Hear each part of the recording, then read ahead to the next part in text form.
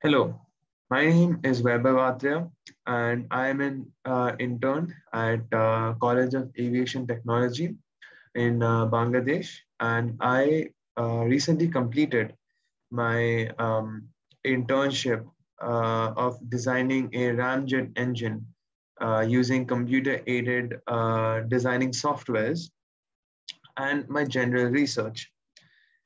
This is a video to explain as to what my experience was, what work I did, and what I learned from this project, and what I plan to carry forward. I will be now sharing my screen, and I'll be starting a presentation wherein I'll be showing what I did.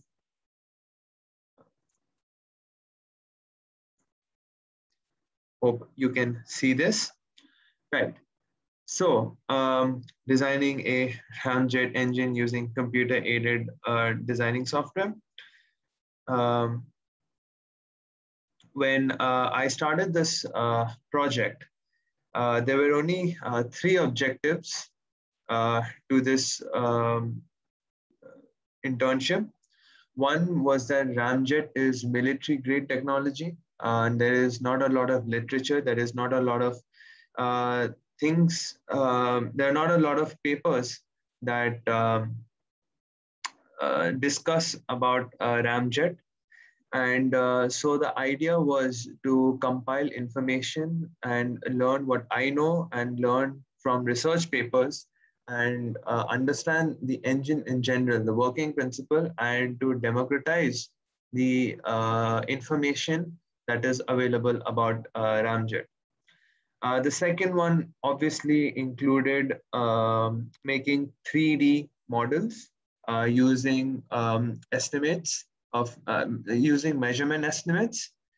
These are definitely not real measurements, but rather using, so I used a few formulas and designed what could theoretically be considered as a ramjet engine. Obviously, real measurements would are the data is not out there in the public. So obviously, I had to work on a lot of assumptions. And the final one was to do a bit of data analysis, such as performance and fuel to air ratio, to better understand how ramjet acts in certain situations. So these are the three objectives. So let us start this presentation with a very important, very simple question. What is a ramjet?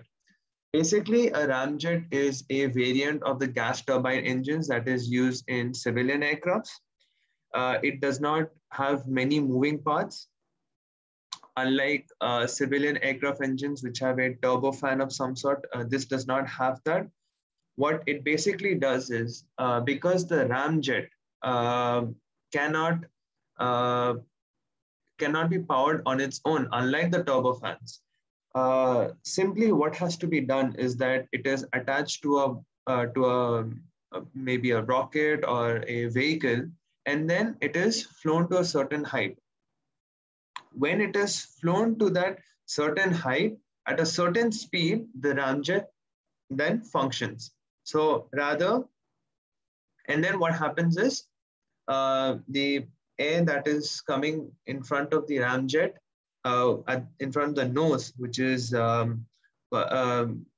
very high speed, at almost hypersonic, at almost supersonic speed for ramjet. Scramjet is hypersonic. So since we're talking about ramjet,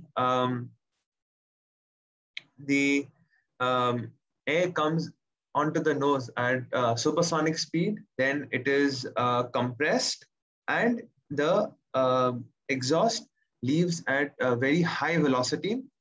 And the Mach number, the speed is usually more than Mach, which is, more than the speed of sound. So that is how a ramjet engine works. Uh, further, further explanation of basically what I said. Um, Now, one of the big things about the ramjet is that it works on the Brayton cycle. Now, what is a Brayton cycle? Well, It is obviously the basis for the gas turbine engines that we have. Um, as you can see, that it involves an two adiabatic it involves two adiabatic processes, that is a compression and expansion, and then we have the constant pressure and cooling in order for the engine to work. A Brayton cycle has two, either it is ideal or non-ideal. Ideal is usually the PV and TS diagram that you are seeing in front of you is actually for ideal Brayton cycle. However, ideal Brayton cycle does not run in real life. So we have to make a few amount of fair assumptions. And that is why we follow the non-ideal Brayton cycle. Moving forward, I want to talk about the work that I did. So as I said before, the ramjet is a variant of the gas turbine engine. It works it has basically been derived from uh, from the gas turbine engine. So obviously, I first started off with my research on gas turbine engine, and as I've said before, I'm not sure if I've explained this before, but a gas turbine engine basically uses any fluid. In this case, the fluid is air, and then it is used to power certain, and it is used to power in many cases. It can be used to supply electricity. It is used for powering civilian aircrafts and things like that. There are four types of gas turbines. That is turbojet, turbofan, turboprop, and turboshaft. Post my research on gas turbine, I went forward and made 3D CAD models of the ramjet engines and the scramjet engines. On the left-hand side, you can see the ramjet engine, and on the right-hand side, you can see the scramjet engine. These are obviously, again, as I said, made on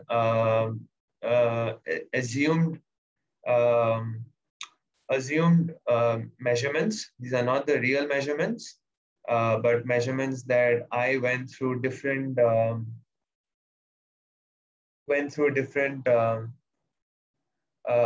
research papers from esteemed universities in order to that they have used for their simulation. So this is exactly what I did. Every week, my mentor, Mr. Suman Sarkar, had given me a task, and based on all the research and the work that I had done, I made reports, and I sent those reports to him for evaluation so that he can have a look at it and validate whatever my work has been done. And to be very frank, I did not have any knowledge on ramjet. But in the last 3-4 weeks that I have been working on this, it has been a great pleasure learning what ramjet is, and I have learned quite a lot, and I've built on a lot in my build on my existing knowledge as to how the engine came about, how the engine works, and what its applications are. In the final stages, in order to determine the kind of fuel that is to be used, we use liquid hydrogen for ramjet.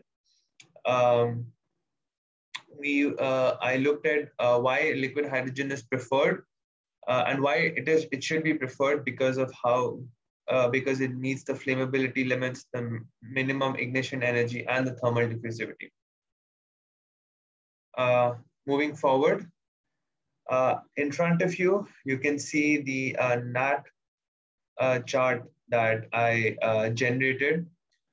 These are the tasks that were given to me from 1 to 4, and then they were divided into 1.1, 1.2, 1.3, and so on and so forth.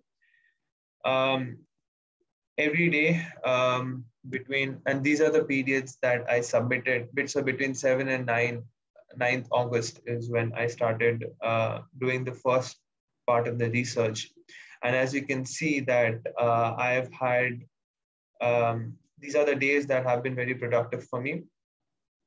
Usually every day would begin with questioning as to uh, what exactly the engine is, what it is to be made of, what material it is to be made of, what kind of fuel it is used, what are the various geometries involved, and so on and so forth.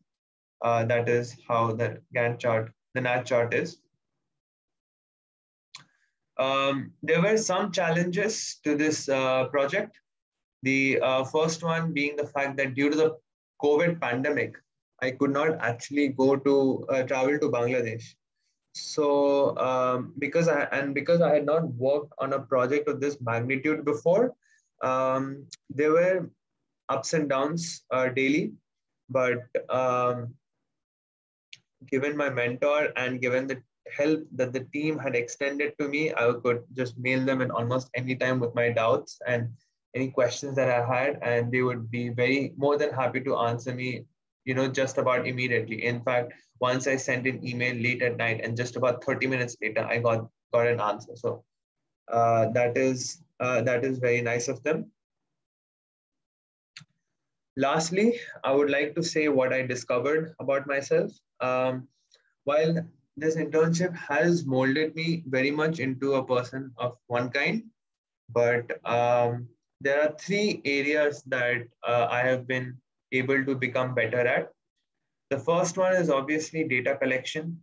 Data can be of anything; it can be generated by anyone, and it could be taken from anywhere. However, to select the right amount of data, to have the sort of to have the proper um, to have the proper to collect the right data, and to take that and um, in order to and do an analysis based on it is what is important, and that is how data collection has helped me in this aspect. CAD modeling. um, Again, as I said before, I had a good knowledge of CAD modeling, especially in the CATIA V5 software. But however, um, this internship tested me to my limits of my of the knowledge that I had on CATIA software. It's simply in order to, there are certain areas where you have to think out of the box as to how to make the certain part and how to integrate them all together. And because I never worked against a deadline before, in order to use that and to make that against that deadline is what mattered most, and that is how I ended up making the scramjet and ramjet engine. And finally, once you're done with the data collection,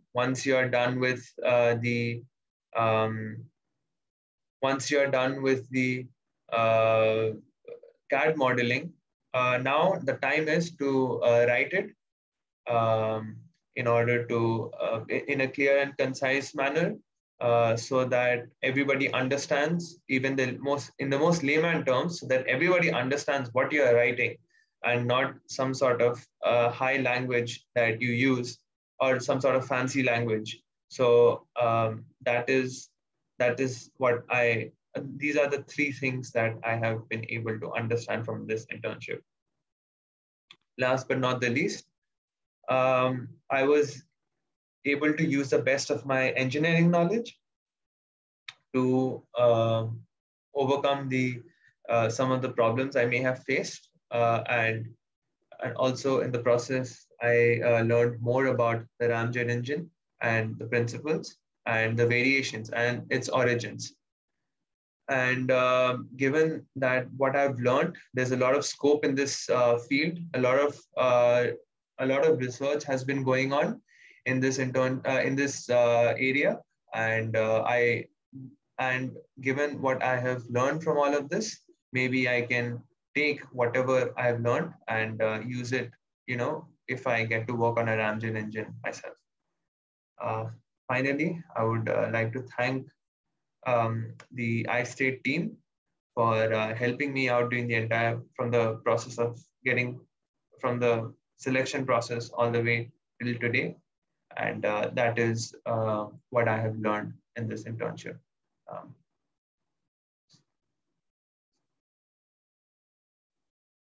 Thank you very much.